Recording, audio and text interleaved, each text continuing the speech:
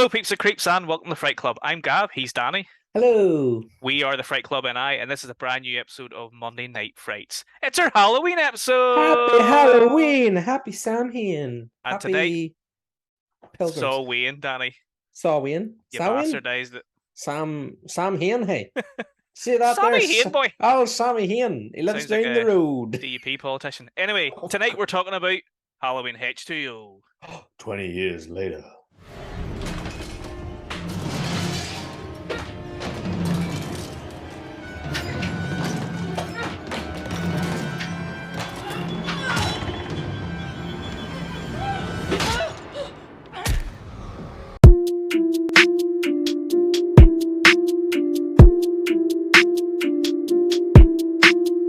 And we're back with episode 6.4 of Monday Night Frights, talking about Halloween H2O, the return of Jamie Lee Curtis to the franchise.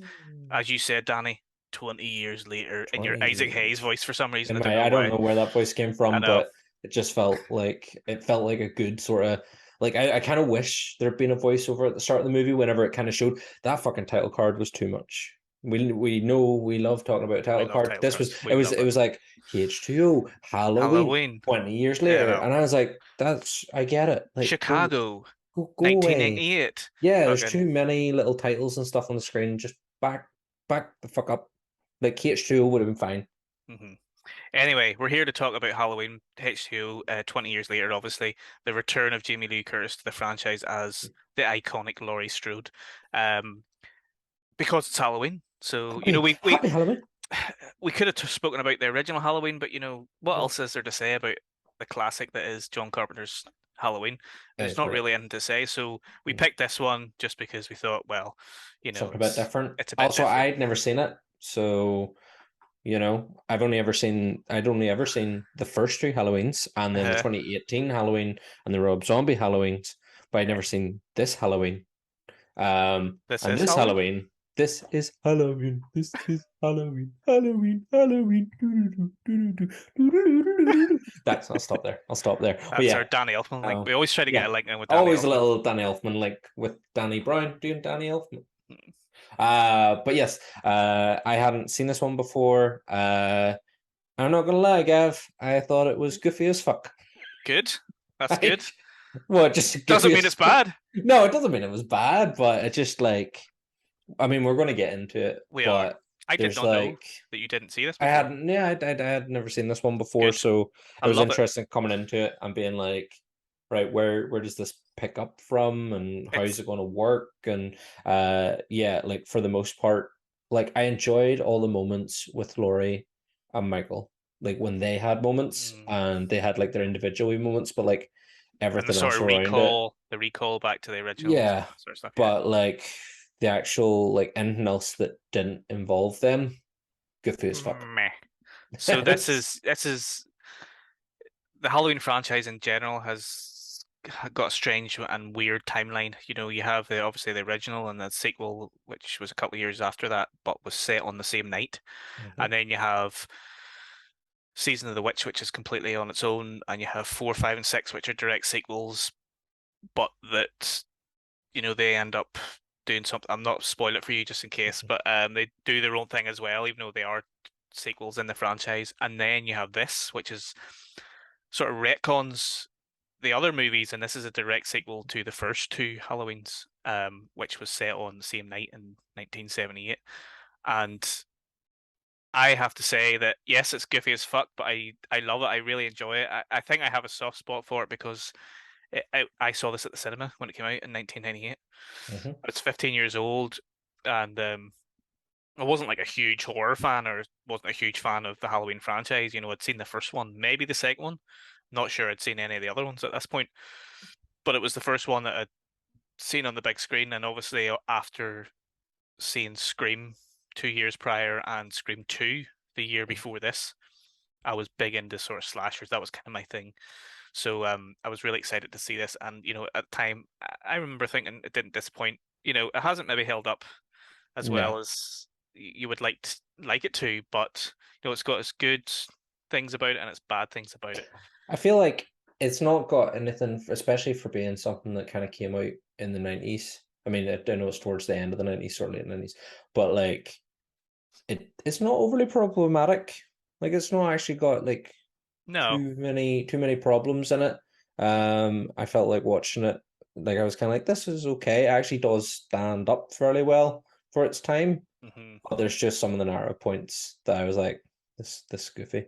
Hmm. Um, yeah, and I definitely like there was a couple of points where I was like, is this going to go somewhere slightly different with the whole like they're all going to go to camp, and you know, Jimmy Lee Curtis is like, oh, don't be doing musical sleeping bags and don't be drinking. And I was like, oh, they're the cardinal horror sins. Hmm. Maybe Michael's going to go to camp. But he doesn't. Which I No. was like, maybe it'd be kind of cool if he did, like if the sun had gone off and she went off after him and something was going to happen, then he ends up in camp and then we almost get like this weird kind of I Friday the mean, 13th I think that Halloween would have been crossover, but yeah, that would have been too much. I mean, we did get a little probably. bit of a crossover in the opening segment, Yeah. but no, that would have been too much. There is a lot of throwbacks and recalls to other horror films in this, which we'll get into later. But just as a real quick sort of summary of what this is about, this is 20 years after the original Halloween night. Laurie Strode is alive, even though she faked her own death, Oh. and everybody thinks she's dead. She's Mhm. moved to California, and she's now called Kate, and she's the head California. the head mistress of a private boarding school in sunny California. It's a very swanky It school. is. It's It nice. looks like some sort of like villa timeshare, Yeah, like the like a whole drug thing. lord would kind of Yeah, own yeah. it, and Mm. use it as, to house his whores or something. But it is a pretty great premise. Like if you were sitting down at that point in time and you had to sort of go back to the original film and say, right, where can we go after the original two films? Mhm. It's not a bad premise, really, when you think of it. She's faked Yeah. her own death. She's changed her name. She's moved to the other side of the country. Well, not the other side, pretty much the other side of the country. She's got this other life now. She's had a kid. She's had a whole marriage that's completely blown But up. yeah. She's now in a relationship with somebody else. She's got a real good career. She's a functioning alcoholic. She she We were is told that she is a functioning she alcoholic by is her own son. she likes her pills as well, but Mhm. she clearly every Halloween has some sort of episode, and You would. You you would. would after having the pain that she went through all those years ago. But then this is the one where it actually happens and Michael actually shows up. Thank Of God, course. because it would have been a pretty boring movie if he What didn't. what a coincidence that, you know, she's 17 at the time, it's her Hmm. son's 17th birthday. What an absolute see that moment where she looks at the birthday card, she's like, oh no, I this know. is it. This is the moment. I was like, fuck up. That's all. He doesn't know you have a son. He doesn't know it's your son's 17th birthday. I Even know. though it does say, like, oh, you know, at least he's only 2 months late when the dad turns out Yeah. the birthday card's from the dad, and it's 2 months late. I But think still, I don't it's think it's supposed to be, oh, he's coming well, for her because, her son's 17. yeah. I think it's just supposed to A kind weird of, coincidence. it's supposed to let us know that she's kind of put the connection together, and It's then that's when. still it's still one of those moments where I was like, oh I no. know, I know, I know. So this one was directed by Steve Miner, who also directed, funny enough, Friday the 13th Part 2 and Friday the 13th Part 3. I think he directed House as well and did Warlock was another um, decent horror movie back in the day. But he also directed that, probably the scariest thing that he's ever directed, Dawson's Creek. Remember I that never seen scary it. TV show? I was too You were weak too for young. Dawson's Creek. Yeah. Hmm. But yeah, Dawson's Creek, I think, was still going at this time. I'm not sure. I know obviously Michelle Williams um was in Dawson's Creek. She was, you know, back when I was 15 years old, she was nice to look at. She still is, but she was one of the hotties back in these days, and she was big in Dawson's Creek, and I think it was still going around this time, or maybe it just ended. I'm not sure. Maybe she had just stopped doing that and kind of went into films, but obviously there was a connection there. Yeah. It was written by Robert Zappia and Matt Greenberg. Uh, Why do I know Robert Zappa? Why do I know that name? Why is you that? know his brother Frank Zappa. They're not related. I'm joking, but yeah, they're not related. I don't think so. I don't know. I don't think he's done anything really of note. I feel maybe it is just the Zappa name that I'm thinking of. I don't even think it's Zappa. I think it's Zappia. Zappia. Zap Zappia. Matt Greenberg Zappia. has done Uh stuff before, or Zappia. has done stuff after this. Actually, I think we spoke about him on one of these episodes quite recently. Look him up real quickly there, Matt Greenberg. I'm pretty Right. sure he's written something that we've spoken about recently. Let me have a No, look. he wrote the screenplay to the most recent Pet Cemetery and a couple of kind of recent horror films. So they both Mhm. wrote the final draft of the screenplay, but the story, what is it? Go ahead. 1408. It There was you something go. recent. 1408. 1408. I knew the name. I knew the name was fucking something that we'd spoken about recently. Yeah. But the story for this was devised by Kevin Williamson, who is the guy who, wrote Scream and I Know What You Did Last Summer and The Faculty, and he's a slasher god, really, Mhm. especially from the 90s.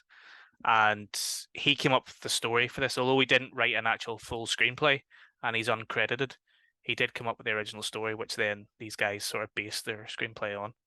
Mhm. We did speak about Jamie Lee Curtis coming back there. Yep. This was huge at the time when she returned because the character of Laurie Strode is in some of the other sequels, Mhm.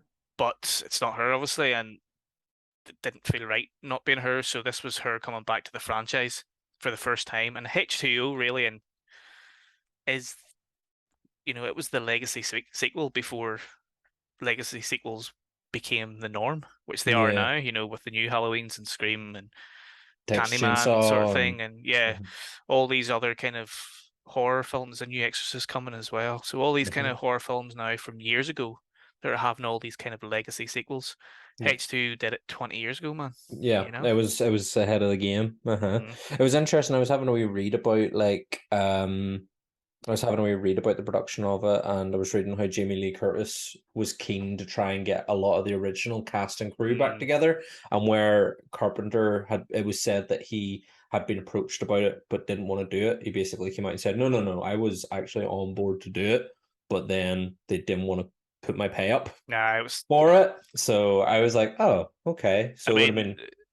this is Dimension Films. It's owned by Miramax, which is the Weinstein cunts. And Hmm. I think, well, actually, this nice segue into the next segment, Danny. A very Hmm? popular segment is the budget Time for the figures. figure time. Gonna give us So, those figures, Gav. the total budget was 17 million. So I Mm. think you're probably referring to, I think John Carpenter's fee or that he wanted was somewhere around half of that, Yeah, maybe even a wee bit more than that. Which but he felt he deserved it because of the lack of money he got for the original. yes, That yes, he was didn't his he didn't reasoning get. for it. Hmm. There was a weird contractual thing where he didn't get a lot of money from the original film, and obviously he was involved with the sequel as well, which he didn't really want to be involved with, but he was kind of forced into doing it, and you know, started the franchise. Not something that he really wanted to do. Um, but anyway, so yeah, so the budget was 17, and the box office was about 75 million. So really good return. It was the Um, highest grossing in the series up until the 2018 one. Is that right? The I think highest you could be right box there. office Yeah, grossing. I think I read somewhere. I did some research. you did, Danny. I did a little research, but yes, I think this was one of the highest grossing until the 2018 one came out. Good, and you know, the reason why was because of Jamie Lee obviously coming back. It was a real big thing, and even for me, who obviously I knew Jamie Lee Curtis was, and I knew the original film, but for me, not being like a huge franchise fan at the time or a horror fan myself, really, I didn't really know about the legacy and the history of the franchise. But even I knew that it was a big thing. Her coming back, and the marketing campaign was really pushing that, and it doesn't surprise me that it made so much money. Yeah. Going to go through some of the other casts. We mentioned Michelle Williams was huge at the time. Mhm. She had maybe done a couple of films, not sure, but she was coming off Dawson's Creek. You have Josh Hartnett, who would go on to be quite big. Yeah. You would have Josh Hartnett's hair, which was, just this crazy, thing in and of itself. You would have Jodie Lynn O'Keefe, who again she came off TV as well. I think she went on to do a couple of big movies. Joseph Gordon-Levitt, Yeah. an early appearance from him. That's when he appeared. I was like, "Oh my god, it's little Joseph I Gordon-Levitt." know. And then after that, we get fucking little Alan Parrish from Jumanji, but he's not so little anymore. your man, who's his friend. No That's way. the Is that fella who that that plays is? the young Alan Parrish, plays the young Robin Williams in Do you know what? I Jumanji. didn't even make the connection, Yep. man. I It was recognize his actually, face. Una said, Una was like, that's your boy from Jumanji. And I went, no, not the wee boy. And she's like, no, no, the other wee boy, the one that plays the young Robin Williams character. Yes, And I at was the like, start. Alan Yeah. Parrish? And she was like, yeah. I was like, that's fucking young Alan Parrish. So what did he get up to after Jumanji? He went and got killed He by got Michael killed by Myers. Michael. He got his throat slit. Wah, wah. Surviving the jungle. Get To be killed by fair, he you. was pushing above his weight a wee bit, He was pushing a wasn't bit he? above it. He's a He bit was a wee bit. again another just real goofball. That the whole thing with those I pesky know. teens was Oh, just let's have so sex. Let's have goofy. animal sex. Let's go And get some drink. We're gonna go buy some booze. let's light some candles. Let's hang out Uh, in the school when no one's around. But also, let's fucking play with a dumbwaiter because if horror movies have taught us I anything, know. that it's okay to play in dumbwaiters. It's not. It's Don't not. fucking use them, mate. Don't go near a No. dumbwaiter. Like as soon as I saw the dumbwaiter, I was like, that shit's gonna. Somebody's dying in that. That's gonna be bad. That gonna be bad. So we had all those actors and actresses, and of course Josh Hartnett's hair, but we Mhm. also have an Oscar-worthy performance. Oh, LL Cool J, LL Cool J. the man Man, LL himself. again. His shit was goofy too, but at least it was fun. It was funny, man, when he's saying all that dirty shit to his missus on But the it's not phone. even that. It's not even that fucking dirty. But it's still just really funny because you're just like, this is so like he plays a fucking gate guard I who's know, writing erotic fiction I and know. like running it by his wife. It's so silly, but it's great. It's so funny. Um, So but he is good goofy. in it, and I think H2O is a really good old school slasher. You know, the Yeah, structure of it is old school. it's of its Uh, time, but in a good way. Like it's not of its time problematic. It's of its time in a good way. I think also it's under 90 minutes. It's like Yep, 87 it's a minutes, nice length. which, to be honest, it could have done with having another 10 or 15 minutes. And I think I know why that was because um, really there's not a lot of killing happens in it. There's You have the four opening segment, deaths. There's four deaths you have the opening in the segment, whole thing. and then you have nothing for literally 62 minutes or something. Yeah. And then, the kids die, and then you have that end sequence. And really, it happens Oh very no, quickly. sorry, five deaths. Yeah. I'm wrong. It's five deaths, not four. But Um, again, it's it not. happens very quickly, basically, when he gets to the school, and once he kills the first kid, like the film's almost over in like Yeah. literally 20 minutes. I think it's about 25 minutes. Like Maybe. that last kind of act is 25 minutes of Michael running around killing youngins and then trying to get his sister. And then his sister fucking run off, which we'll get into, which I didn't realize. So I went after because the end of this film made me kind of be a bit like, what the fuck? Like how does that work? Ah, What the mate. fuck's going on? And then I went and read about why that's not the case. I was like, oh right, okay, well that's makes a bit more sense then. But Yeah, that's without not. that, because I've heard so there was an extended edition made that was only ever screened on FX, Hmm. and then it never actually got put out anywhere after that. Is there Hmm. something? Isn't that the So, case? so I think what I know what you're alluding to there, but in the original script, that whole scene at the end wasn't there, and that was something that was added in quite late because, and I think it was at the behest of Jamie Lee Curtis, who she really wanted something definitive Mhm. because part of her contract, she wanted that just to be a one-off type Mhm. thing. Now she does come back for Resurrection, which was released in 2002. Which, man, you've got to go and watch that film. Just Okay. go and watch it. It's fucking shite, but it's real good entertainment. Is it And as at the goofy same, as this one? oh mate, it's goofier. It's Buster Oh, Rhymes is in it. goof too. It's so much goofier. Like, honestly, it really is. But Oh, anyway, Jimmy Lee is in it for a little bit.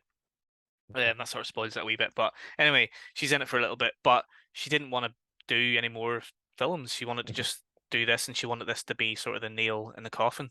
So they did that definitive ending. But am I right in what you're alluding to is that what are you trying to suggest that so that's I'd not heard Michael? there was obviously there was like deleted scenes and stuff, and then there's obviously like there's the kind of implication then at the end of this one in that it's not Michael, which we find out then in the sequel to this one. I Yeah, haven't seen the sequel to this one, but yeah, you find out that it's yeah, actually one of resurrection. the paramedics. Yeah, He switched places with one of the paramedics, and I it's didn't actually want to a say that because I didn't want to spoil it yeah, for you, but yeah, no. I've heard because I went to read after this one ended. I was like, why the fuck do you end like that? And then you have the sequel because I know like Michael.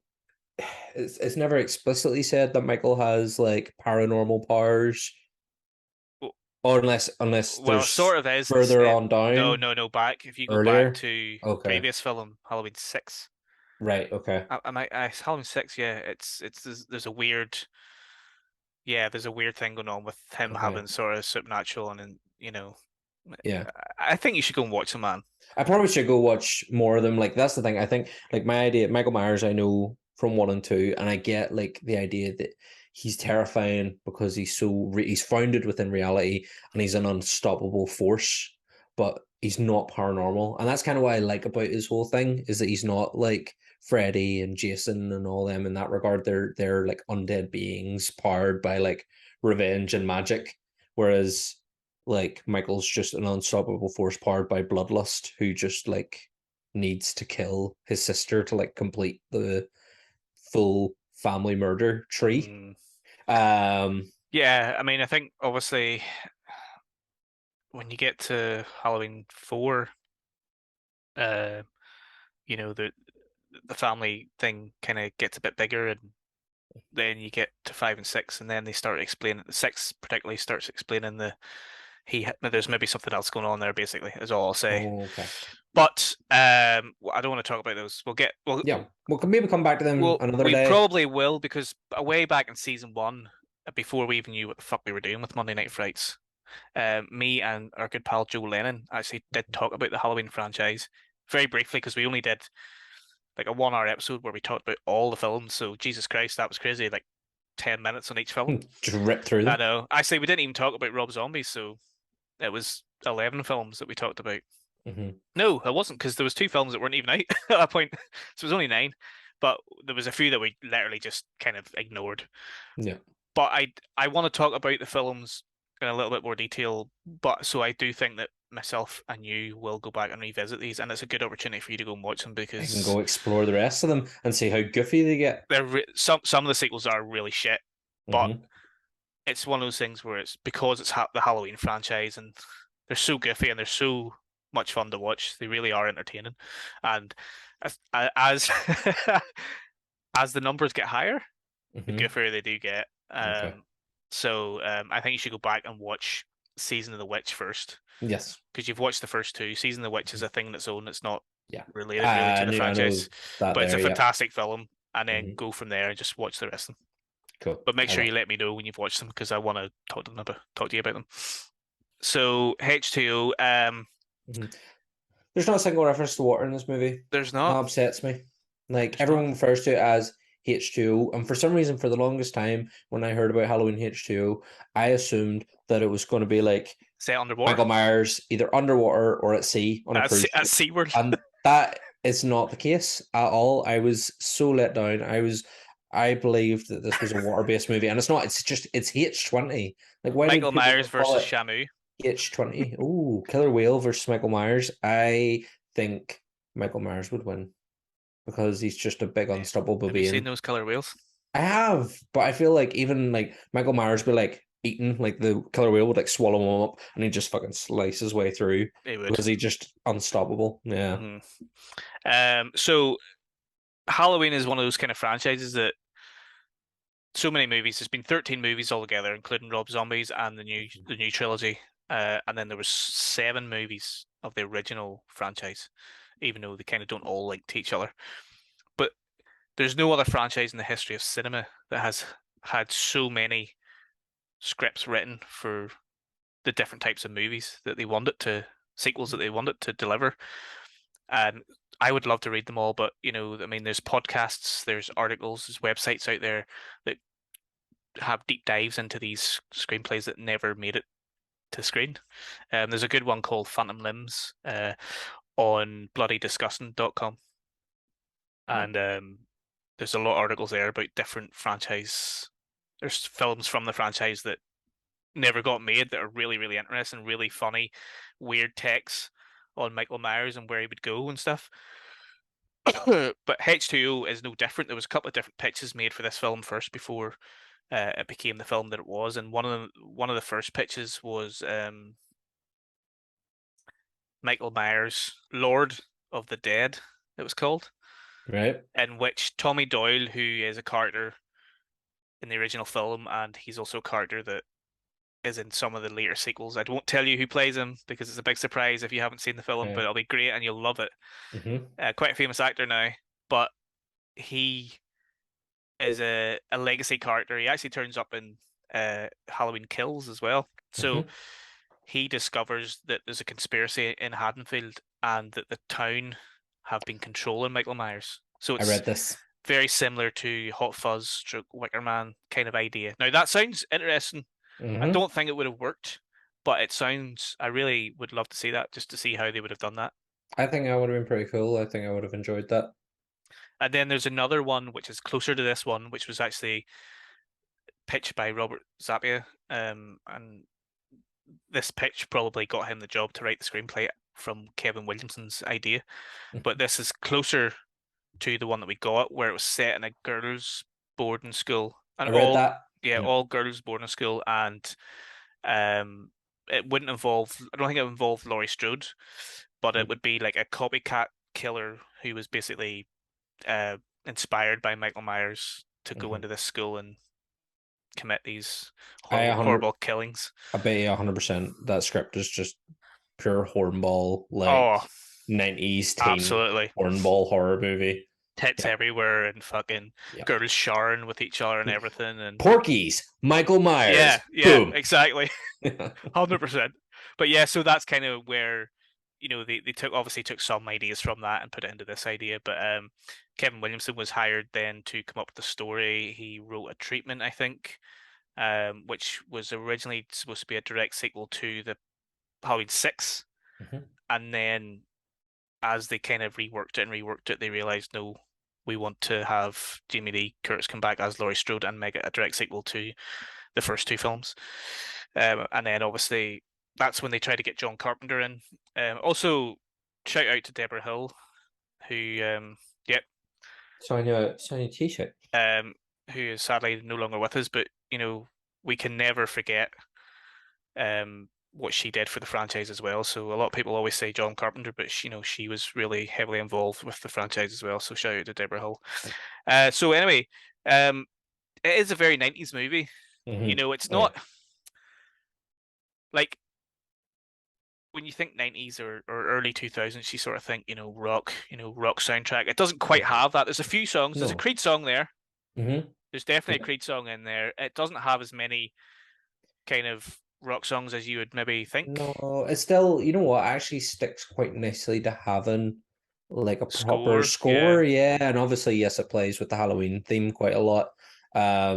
But yeah, I actually quite enjoyed the score to this. I thought it was really, I liked the use of the original, and I liked the wee pieces of music that then went along with it Mm. when they were showing like the school and stuff, and when they wanted to build tension. But they also sometimes had some quite nice, airy little bits of music as well. There's obviously they use the Michael Myers theme, Hmm. the classic John Carpenter one, but it's not synthy. It's piano based and it's got strings, and I like the strings to it because it makes it feel a little bit more psycho-esque. Yeah. And Yep. we're now going to have a segment where we talk about Psycho because Psycho has a lot of connections with this film as well. Obviously, Janet Mhm. Leigh, being Jamie Lee Curtis's mother, appears in this film as Norma, I think her name is. She's the older lady. Mhm. And then whenever her and Jamie Lee have that scene where she's kind of warning her and talking to her, there's a lot of like sort of cheesy lines of dialogue. She said something like, "I want to be maternal for a minute." And you're just kind of like, oh, okay, because you're her mother. But it's really nice because it's nice to see them on screen together. And when she walks, she says something like, "I suppose it is Halloween. I suppose everyone's entitled to one good scare," which is a classic line as well. And then as Yeah. she walks away towards her car, which is a very, very similar model to the one that's in the original Psycho. You get that little Bernard Herrmann cue from the Psycho score, which, no joke, mate, I was like, it was great. I loved it. That is fantastic. I love Herman, and I love the Psycho score. It's one of my Oh favorite yeah, scores of all time. it's So one of the best. I Yep. love that, and I just love that they did add that little thing in. And obviously, back when I watched it back in the cinema, it went completely over my head. When I was a 15-year-old boy watching it in the cinema. But I just love that they've had it added Janet Leigh in there, and just a lovely little moment. Yep. It was good. It is as cheesy as hell though. Like that's one of the things I think about a lot of the dialogue in this. It's just cheese. It's It heavy is cheesy, laden. Like it yeah. is triple cheese lasagna. It's even whenever Laurie and her son are having that chat in the kitchen, and he's wanting to go to Yosemite because everyone else is going, and it's the cool thing to do. And then they're kind of having this like catty back and forth. And then she's like, I know you get your sass from my side of the family, but you pushed it too far. I was And like, who's ma? Like, if I was that my ma, she'd be like, fuck up. Like, that's enough of your lip. my mom would have just smacked me like, Yeah, that's, there's none of this kind of like cool cat mum, but don't mm. you push it too far, boy. I was like, no, I I'm do not think that, like this. like we'll get into a lot of the scenes and stuff shortly, but as a general sort of theme to the film, I think it is nice to address um Laurie Strode and what happened to her after Yeah. the events. We've had that with the new sequels, but it's very, very different now because it's 40 years later and she's an older woman. Back 20 years ago, she was still young. She still had her life ahead of her, and she is a career woman now. And I like that they addressed that, and I like that it does show you her journey that she's been on since the Haddonfield days. And some of the stuff was cheesy and on the nose, but I liked it. It does work for getting across, but again, you could have, if even if it was toned down, it still would have been a really nice approach. I do like, when we cut to her after the kind of proper opening, when we cut to her, she's like screaming out of a dream, and we kind of get those moments with the son, which whilst the dialogue is cheesy, it's still good and giving us a foundation of the journey she's been through. She's been married, but her husband's an addict, and she has a son who's now 17, and she's obviously on drugs herself, or she's on medication for her PTSD, but also then relies kind of on the drink too.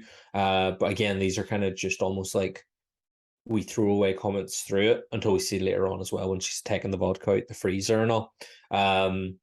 She I think drinks it pure and straight, it's like. just like straight up, yep. It's the moment, the bit that kind of got me, and I was like, I like the idea of this, but it was just the way it was put together because obviously it's those like 90s special effects I when know. she's like looking out the window at the school that she's the principal of, Yes, and then like Michael the appears and reflections. the reflection in the mirror beside her, but it just looks so. There's something, there's something even about the Michael Myers mask in this movie is really goofy. Shite, mate. It's the It's pure. It's it's the like eye holes. they're The eye too holes close are to his way too. face, They're too big. too You see big his and too eyes. close to his Yeah. face. There's eye, yeah, you can see the eye. You don't get that shadow over the eyes, and even like The hair. it's the hair's fucking ridiculous looking, and the mask is contoured. There's like more like Mm. everything looks like over exaggerated, but cartoony, over exaggerated. I don't know. I was not a fan Well, obviously, of the mask in this one. you know, Michael Myers' different masks have been, hot conversation for Mhm. years and years and years, and threads, and even now, in different Twitter threads, and people talk about all the different types of masks and what's the best one. Obviously, everyone loves the OG, Mhm. which we know what that was. It was the William Shatner mask, but the later masks, they had to be designed specifically for the films, and they actually physically didn't have the original The mask, Shatner masks. the Shatner mask, and this was Mhm. the thing where they kind of had to come up. Yes, they had pictures and stuff that they could work with, but Yeah, they had references and all, but it they, just yeah, this one I feel like I don't know why they made the eyes so big.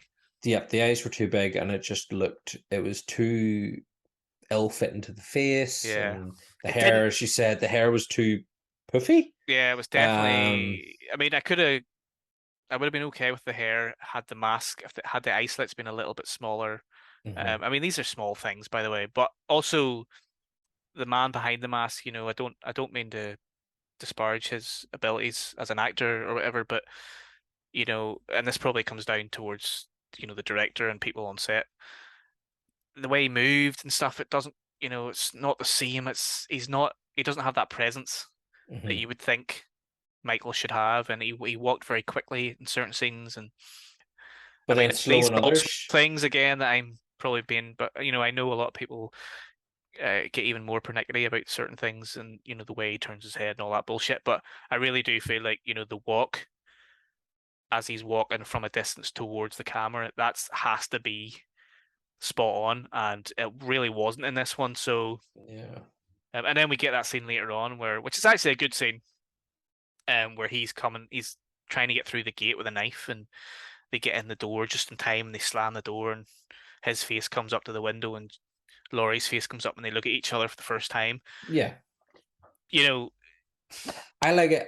As I said, I think, I said at the start of this, I like the scenes with Laura and Michael together in this, like where they kind of have their wee face-off moments and stuff. I think those are some of the real highlights of this. Um, but yeah, there was just I was kind of watching it and I was like, this, if it wasn't for the fact that it was Jamie Lee Curtis and some other big names for the time there, I could have easily thought it was like some sort of fan film. mm, There was just parts of it where I was like, this doesn't. It's just a bit. It's just a bit silly. I think that they did, obviously. It's a direct sequel. We keep saying this. They tried to have a lot of recall to the original film. And the Mhm. opening segment The opening af- set, you know what? I after the really first scene, liked. sorry, Hmm. they have that segment where you see all the wee newspaper trimmings, Yeah, and with Dr. Loomis's voice over the yeah, top of it. I really like that. I liked the opening segment, just talk through that there, is a nurse comes home and appears to have been burgled. So she gets two of the neighborhood boys to I go know. into her house. Legit like One of 15 year them, olds like, yeah, and one of them is Joseph Gordon-Levitt, who goes in with like who's wearing a uh Jason mask? he's wearing a jizz mask because he's wearing playing hockey. He's been playing hockey and he's got a hockey stick and he goes in and he hits some pans because he hears the like ironing board thing flap out from the Yeah, cupboard. And then he nicks her beer. And then he goes out and it's just like, oh yeah, they don't seem to have taken much, but they did a real number to your office. Oh, and to your kitchen as well. And you're like, ha ha ha, Joseph Gordon-Levitt, you crazy kid. Because I mm, think as he would have at that time been riding off the Third Rock from the Sun fame at that time. Is that what? 98. Aye, I would assume so. Maybe Maybe around the about same that. time. Yeah, Hmm. So yeah, he's doing his bit, and then the two boys go off, and then she's like, huh, "So much for the police," and then like goes in, but discovers when she goes into her office that Laurie's file has been cleared. yeah. Because up The till that notes have point, been stolen. you didn't know who she You don't know. was. Yeah, there's no real context, You knew it and was set in a town. It wasn't Haddonfield, but it was Illinois. So it mhm, was, it was in the same state, but it wasn't.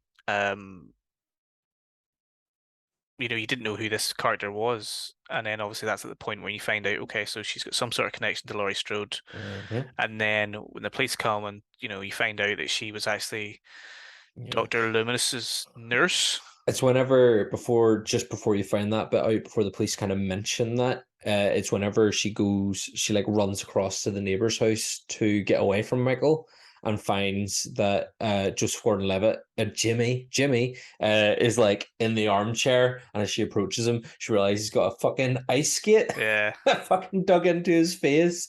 And the other fella, he's just been stabbed in the back. I think it's kind of a quite a dark shot I whenever can't it remember. kind of goes across to him, but I think he's been stabbed in the He back and he just falls falls out on of her. a Yeah, cupboard. that's right. Yeah, Yeah, yeah. classic. And then Michael ends up getting her in the house. Oh, he cuts her throat because he hits him with a fucking golf club, and Mm. he still is just like meh and fucking keeps going for her, and she smashes the window and shouting at the police who have conveniently just gone into her house out of earshot. Even though I think you would have heard A like a cabinet. shattering window.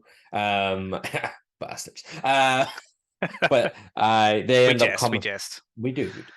Uh, But yes, and then the police do come out and they're like, "Oh, it looks like it got a double whammy. We got a double break-in, um, a double B&E. I think he refers to in the radio as." And then as he looks in, he really sees the dead body. And then we kind of get all the chat about, oh, it was Dr. Loomis's nurse, and Yeah. he never did find that the Stroud kid and that. So And then that we get the sort of montage. Well, actually, newspaper just clippings. before this, sorry, before we get to the montage, we follow the sort of policemen or chief of police or whoever it is, detectives as they walk through the house, and they're kind of talking about Michael Myers because obviously they know, and they're Yeah. like, "Oh, the Michael Myers, blah blah blah blah," Yeah. and Oh, then because they one of walk them's like, into Loomis's, or they walk into yeah, it's Loomis's room, and it's yeah, got Michael Myers. all the stuff on the wall. Conveniently, it's the newer mask, and all the stuff, and they're all like, "Oh, he's mad, he's crazy." Yeah, it's the guy Um, who's like, "Oh, wouldn't that guy be like 70 now?" And then the other detective's like, "No, he what was it? I was only 5 when he uh, killed his sister." That's right. it's funny how they were like, "No, we need to make sure." 20 years ago, we need to make sure that the audience know what age Michael Myers He's not is in that this. old, yeah. He's capable of doing this, so he says, "Oh, he would definitely be younger than me now." Um, It's what was it? there's a great sorry before there's a great line that I need to say, Oh, okay.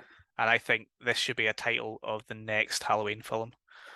If there is another sequel or if there is another trilogy or whatever there is, let's be honest, inevitably there will be more Halloween films or Michael Yeah. Myers films down the line. But as the detective leaves the room and he turns around and looks at the room again, he says, "Michael Myers, yeah, right." And then he closes the door, and then we hear the Michael music. Myers, yeah, That should right. be that Michael Myers, yeah, right, should be the title of the next Halloween film. I don't know who's going to write it or direct it, but And it's going to that's a have title. that big H2O title card. It'll And be Halloween, Michael Myers. Yeah, right. dot dot dot. Mm. So then we get the montage, which is it sort of basically sets everything up, sums up everything really well, does a good job. We get Loomis talking, from the original. It's not Loomis, obviously. But it's not the real It's not Loomis. Donald Pleasance. You're going to tell me who Yeah. it is. I know who it is, I but was do you know gonna, who I it is? can't, no, I read yesterday, I read when I was doing my research, I did read that it was actually a voice alike that did it, but it It's a wasn't voice actually the actor, original. and well, I don't know if you know it. You might not recognize his name. You definitely know who he is. He's a voice actor called Tom Kane, who was on the Clone Wars. I No, believe he does Yoda, and he does a lot of other characters in the Clone Wars. So he's probably on your fucking arm this, somewhere. this one, he's One of one. them, either that one or Oh, the other one. I know you've got loads of Clone Wars tattoos, so. dude, love me some Clone Wars. I need to look this up now because I'm like, Oh, your arse? Is Tom he on your arse, King. Danny? Don't be talking about my Tom Tom. Kane does a pretty good Donald Pleasance. It's really nice to hear that, even though it's not him. It's nice to hear his cadence and his accent. And we all love Doctor Loomis. God bless him. So we get that set up. Who else is he? I think does he do Plo Koon as well? Tom Kane. Are you No, looking I'm him up? sorry. I was just looking up there. Yeah, so he did Yoda in the 2003 Clone Wars, then the most recent Clone Wars. He also did voices in the Powerpuff Girls, as well as a load of like Marvel cartoons. He was the voice of the chimpanzee in the Wild Thornberrys. And he was also one of the Mon Cal officers in the newer Star Wars films. There you go. Yeah. Star Wars man. The more you Back in the know. day, he was Doctor Loomis's voice. Yeah. Nice. So we get this whole setup, and then obviously that's when we cut to Laurie Strode and the location that we're in, which is this huge private boarding school. Love the Yeah. location. Big fan of films that have most of their films set in one big location, just Mhm. because I just like that they can kind of go from A to B in this one place to kind of discover new rooms and whether it be a hospital or a mental institution or a supermarket or something like that. I kind of like that, I like that vibe. Yeah. Um, and but just to go back to something that I didn't like the Ooh. reflections. Wasn't a big Yeah. fan of the reflections. Too on the nose. I think they could have done that. I like the fact that she looked up and she thought she saw Michael a few times. I Hmm. don't mind that because obviously she's got PTSD. It's the paranoia, yeah, the paranoia element is cool, but the real like in your face, like he's always behind me, and then hey, here he Mm. is behind me. Oh, it's not. It's actually my boyfriend Yeah, every fucking yeah, time. And her boyfriend, who's played by Adam Martin, aka Dollar Store George Clooney. Anyone? yeah. B-Tech. Um, he really fucking annoyed me. I don't know why. It might just be his lisp or something. I don't know. No, you know what really annoyed me? There was a It was the point. thing he does. He's It's always like this here every time he yeah, speaks. yeah. Fucking Right disgusting. before when he's building up to saying something. You know what really annoyed me? The point where she's opening up about who she really is and about her past, That was and great. he's just like, all right, take your clothes off. I Yeah, was no. like, man, this is like having a proper like emotional outpouring to you right Get your now, tits and out. you're just like, get your clothes off. Let's buck. To And it's be like fair, to be that. fair, he only said that after like the first sentence, and then Yeah. as she kept going, I like that. I like the fact that she didn't have a big sort of serious sit down. It was she Hmm. sort of she. It felt like she needed to get that off her chest in a sort of casual way. And Yeah. he obviously didn't believe any of it. He just thought it was a story until the very end when she's like, "No, it's actually true." And he's like, "Oh fuck." Yeah, I think that's what for me I didn't necessarily like, and what made it feel even goofier was that it was maybe a lot of the dialogue and a lot of the conversations are almost too casual. You know, they're trying Mm, a bit too like trying to be too cool. And I like in that moment especially, I was like, that's fucking weird. Like mm. if someone was to turn around and start telling me about like their past, especially something like that, I'd be like, okay, I maybe need to sit here and listen instead of being like, get your jabbies out, you know. Yeah, but I think the thing was he didn't believe that it was her. Yeah. Even when he said, even when she said, "Oh, I'm Laurie Strode," he was Hmm. like, "Oh, are you?" And then at the very end, she was like, "No, actually, I am." And he was like, "Oh, fuck, are you telling the truth?" And then he took it Yeah. seriously. But up until Yeah. that point, he was like, "Get your knickers off, love." No. Um, but yeah, so obviously we get to the location, and then Michael is really good at driving, as we know from the very first film. He's a fantastic driver. Like He goes where ahead and steals the truck from Jeepers Creepers, yeah, which that's what I was like. Whenever I seen that, I was like, "What the fuck?" I was like, "Who gave? the Why is there creepers always fucking the creepers old fucked fucking off. old creepy Studebakers He's like fucking flying hibernating all over somewhere. the place?" I like, you know what? I actually really like that scene with the mother and child going into the loos. Mm, And I like how like I anticipated something bad happening. Like I was like, fucking something bad's gonna happen here. But I like that they didn't do that. Like he just comes in, he grabs her purse, gets the keys, drives off. But the anticipation of something bad happening and the feeling of impending doom, and then being like, actually, no, like fair enough.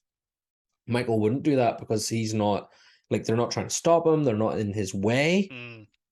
He gets what he needs, and he goes. And having again anything to do with fucking children humming, singing, whistling, whatever in horror movies does set me off. So waiting for that child to stop like doing its wee tune Mm. and hear, and then it does. You know you do get the child screaming, but the mother bursts into the cubicle, and the way it's just like spiders, and that's like, oh well, that's it. And actually, Michael's out of here. I thought that was a good scene. Like that actually probably for me was one of the better scenes of the whole film. Yeah, I think what's good about that scene is the tension, as you said, the build up, and a lot of the rest of the film doesn't really have. Before the kills later on in the film, there's not an awful lot of build up. We Mm. get a little bit of tension before, oh, what's that noise? Oh, I better go and check it, or oh, whatever. But you don't really get that real sort of like fuck sitting on your edge of your seat.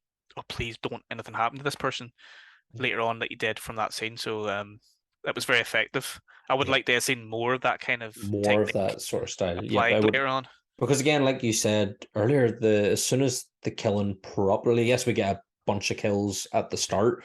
We don't really get to see them, bar the nurse. Like Joseph Gordon-Levitt and his wee mate, we are killed off screen, and we get to see like Joseph Gordon-Levitt. Yes, is cool with the ice skate in his face, but we don't actually get to see it happen.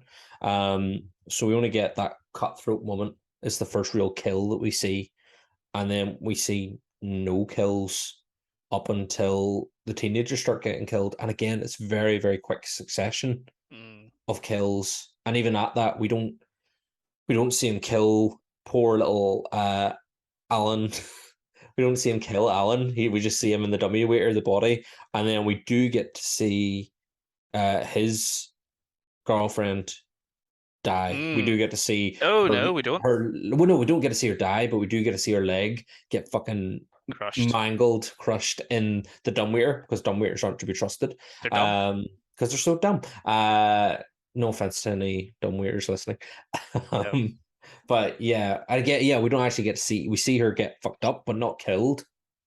Well, Um, we see her body hanging, which was a cool image. yeah, And it's like hanging from the light, and you see the light through her. coming through it. Yeah, yeah. It was kind of cool, but again, even it just like it all happens so quickly and they kind of move straight on from it because they need to get away. But it's like, but that's like Michael, you don't necessarily have to get away quickly from Michael. You just have to get away effectively from Michael. Mm. You know? And then obviously the other two kids survive.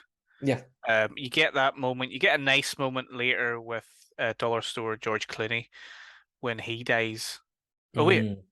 Th- does he die? does he die? No, I'm near sure it's just the 5 kills. Does Dollar Store George Clooney die? Actually, He definitely gets stabbed though. I don't know if he dies. I yeah. can't remember. Fuck, I literally watched this a I couple hours ago. actually, yeah, Uh, I can't even remember if he dies. I but know Laura we get gets her arm cut again. yeah, we get a good moment when Michael's sort of chasing him, and that chasing's pretty terrible to be fair. And then we see LL Cool J walking through, and your man thinks it's him and starts shooting him. And then so you think Yeah. he's dead, but actually he's not dead. He comes back, and so yeah, there's not that many kills in this. It's very No. weird. And even the moments, like I do like it. As I said, Laurie kind of has the axe, and there's that kind of axe moment, and I like there's a bit where they're in like basically the school's great hall, where they have like the assembly at the start of the Mm, movie, and Michael's lying on the table, like dead. And I like that moment because I just like the big wide shot of looking down over him and Laurie, and I thought that was really good. But yeah, there's just so much, and even like whenever he's chasing after them down the drive, and it's just real. Like I'm like this feels like it could have been a make or break moment, but it just feels like everybody is just not trying hard enough, especially Michael. I know, You but know? Michael, he's only got one pace. He can't Yeah. run like. No, but just again, I don't know, it just I didn't feel that sense of Do, doom that do you you would know what? normally would have Do you know what with really fucks? And now I know they can't do this, but what really fucks me off is when she hits him with the fire extinguisher. She the she fire just scene. she just drops it and runs. Yeah, I'm sorry, but why can you not hit him a few more times with it? yeah, Like, there's no rule to say, oh, I can only use this weapon once. It's not like a one hit rule. yeah. It's not a video game where you can only use something once and then you have to go and find another weapon. Eh, Also, I wasn't a big fan of that whole sort of chase through the hall thing where mhm. he's chasing Laurie and George Clooney, but I literally laughed out loud when she was standing in the corridor and she's sort of like looking for him, and he fucking comes down Oh my from god, the the roof. fucking one arm fucking like he'd been doing He must have pull-ups with been one arm and then he pull-ups. just fucking drops down No with the one. wonder he's Oh my fucking god. Yes. Oh my god. I oh actually had pissed forgotten, myself. but until you said that, but just the way he's just like, but there's just like two lads like holding his But legs, being like, right, we'll but lower you hang down. on. My question is like, so what was on that roof? I'm assuming it was roof with like pipes or beams. There must have But been, yeah, it must have been some sort of pipe or but something, if, fucking heating as pipe. she was walking down, so say she's here, right, and she's walking 100 yards, and He's just dangling. he comes down at say 50 yards, say halfway. Yeah. She's walking. Where the fuck is he? Just hanging up Is from he the like roof. this, like a Yeah, spider? just like holding up his whole strength, but then somehow manages to just use one arm and be like, yeah. He's literally wearing blue Oh overalls. fuck. It's not as if he Yeah. would fucking camouflage. He's not a chameleon. The walls were fucking cream or like a fucking weird grey cream. Yeah. There's no way she would. Amazing. Just him. Like I feel like someone should draw a picture for like walking down the hallway, being like, and then him just dangling by the one arm. Oh, Class. fuck. Yeah, that was So that so sort good of for him. annoyed me, but it made me laugh. So obviously I Mm. loved it. Yeah. Um, but I will say there was a couple of different things that I liked about the end. We'll talk about the ending. Well, Mhm. we sort of did already speak about the ending. Any other scenes that you want to speak about first before we? we already kind of made reference to it, but I do like those three scenes where LL J is talking to his wife and he's, reading his erotic fiction that he's working on. And I like it at the end when he like calls her back after all the shit's gone down. And he's like, I'm gonna write a thriller erotic novel. And I like that. I thought that was a funny sort of wee moment. And I like his scenes. Like, yes, they are goofy, but they're intentionally goofy, Mm-hmm. so they work for me. I mean, Um, that's his character. Like he yeah, actually plays the part really well. His I character like is. I like as well, it's obvious that he cares about what's going on and stuff, but he does have this wee thing with his wife. And I think it's funny the wee wife voice on the other end of the line giving him wee critiques and all, and then every time he's gotta go, she's like, oh, you always gotta go when you get me going. And yeah, I I liked his stuff. But yeah, most of this movie, like, bar whenever shit is really properly going down. I think that it starts off quite well with the scenes with Joseph Gordon-Levitt and the nurse and stuff, and then that the mum and kid scene in the wee like restroom. I thought that was a really good scene, and then after that, it sort of fizzles a wee bit. Yeah, they kind of it feels like they sort of ran out of ideas once he actually gets to the school. Yeah. It does. There is some connections with Scream as well. I mean, it is. You can tell this is heavily influenced by Scream. Hmm. Not just because the story was created by Kevin Williamson, but the beats of the screenplay and the film itself very reminiscent of Scream. And Hmm. Scream was out a few years before it, and it kind of revolutionized the slasher genre from Yeah. that point onwards.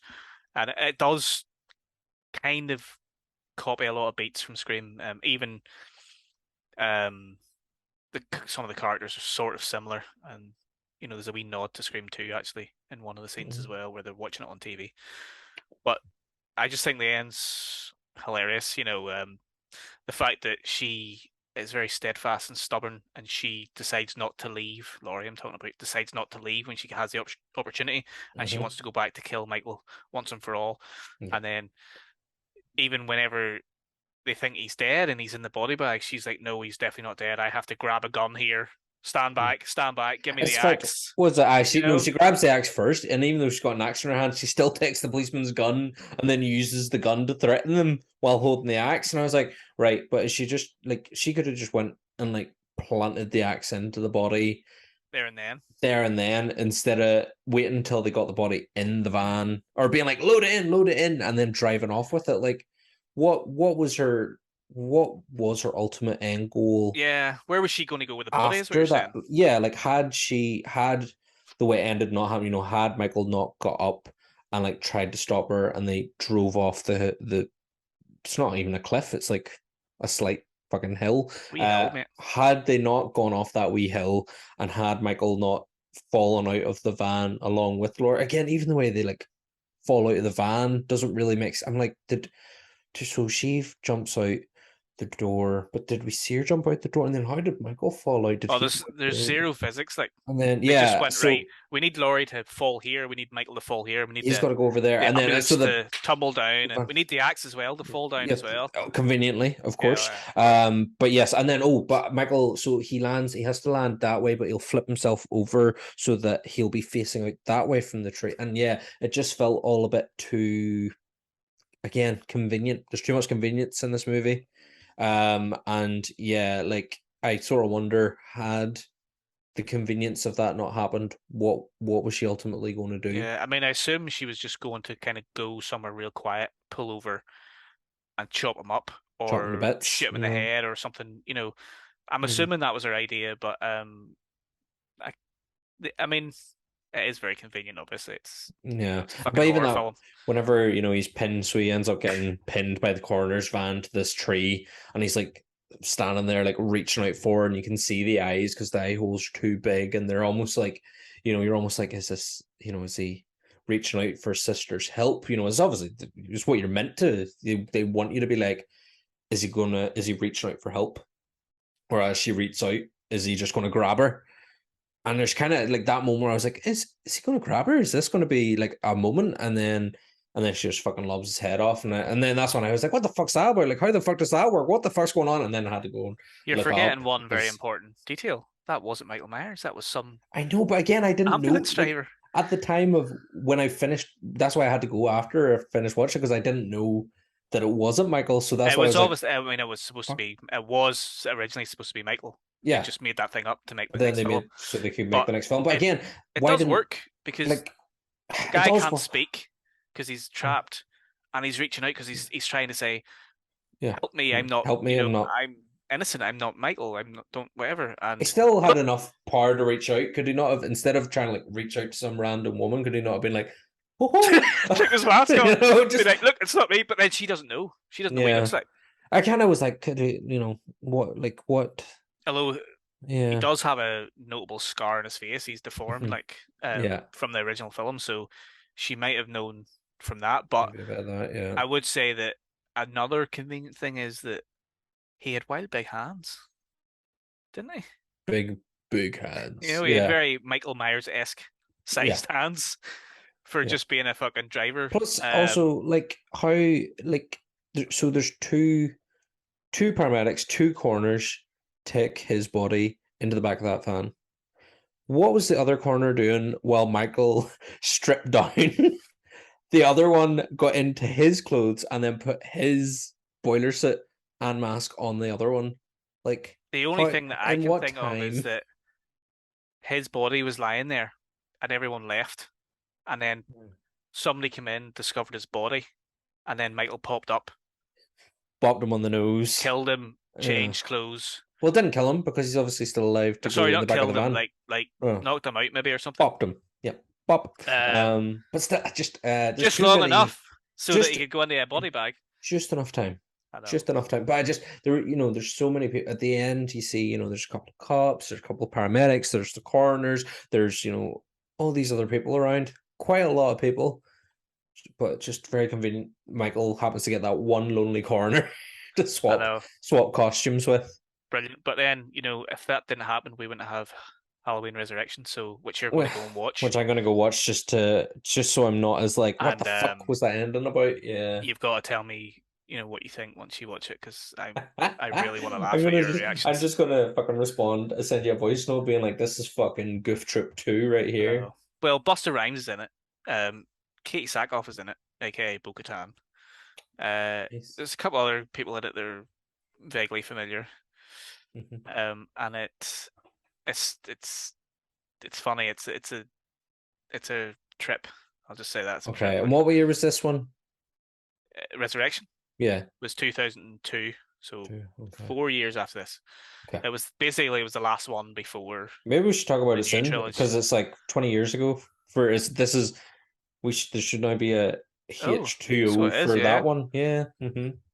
Resurrection again. Resurrectioning, resurrection. Anyway, I've really enjoyed chatting about this because, as I said at the start, I have a soft spot for this film because I saw it in the cinema. Yeah. And I'm glad that even though you didn't enjoy it, you found it quite goofy. I think You, yeah, I you find it a saw bit the goofy. humor in it, and you also Yeah. saw the good parts as well. So that's, Yeah, I think it's all you can ask. it's not one I'd go straight back to go watch again, but if I do end up doing a wee Halloween marathon, it'll have to be a part of it. It'll have to. Definitely, definitely. As I said, it's one of those ones, it's for its time, it still holds up okay. But personal for some of the dialogue, some of the narrative, goofy. Mm. Definitely influenced by Scream and late 90s slashers. Yeah. So it fits into that time period for It's of sure. its time. Yeah. But that's all the time we have on this Halloween special episode of Monday Night Frights. Happy Halloween, everyone! I hope you've had a Yeah. great Halloween. And oh man, I wish it was Halloween all the time. Fuck. It's not Halloween's not just for a day. No, Halloween it's not. scary movies are not just for Halloween. No, They're for they're all the for time. life. They're That's for why we're life. always around here chatting to you about them scary movies. I know. But as always, please go and follow us on Twitter and Instagram at the Fright Club NI. Please check out the website www.thefrightclubni.com. And Daniel, what else do they have to do? Remember to like, comment, and subscribe, and also hit that bell icon to make sure you get notifications whenever we post new Monday Night Frights and other content. Because hey, guess what? There's going to be some other content every now and Yes, then, so there make will sure to be. check it out. Yeah. Yeah, so Let that's us know great. in the comments below actually on this one because we didn't have a let us know in the comments below in this video. Let We us know in the didn't. comments below which is your favorite Halloween movie of the franchise. Probably going to be the first one, but hey, if it's another one, let us know. Also, let us know what you think the goofiest one is. For me, at the moment, H2O is my goofiest. Um, Gav, for you, Ho it's ho Resurrection. ho ho ho Um, ho, Danny. Yes. okay, Well, but what do you mean? yeah. Do you mean goofy or do you mean shite? Because See, well, maybe you could do a favorite, you could do least favorite, so shite, or and then a goofy as well. Because just because it's goofy doesn't mean you don't enjoy it. mm, So yeah, so your favoriteest one, your shitest one, and your goofiest one. mhm.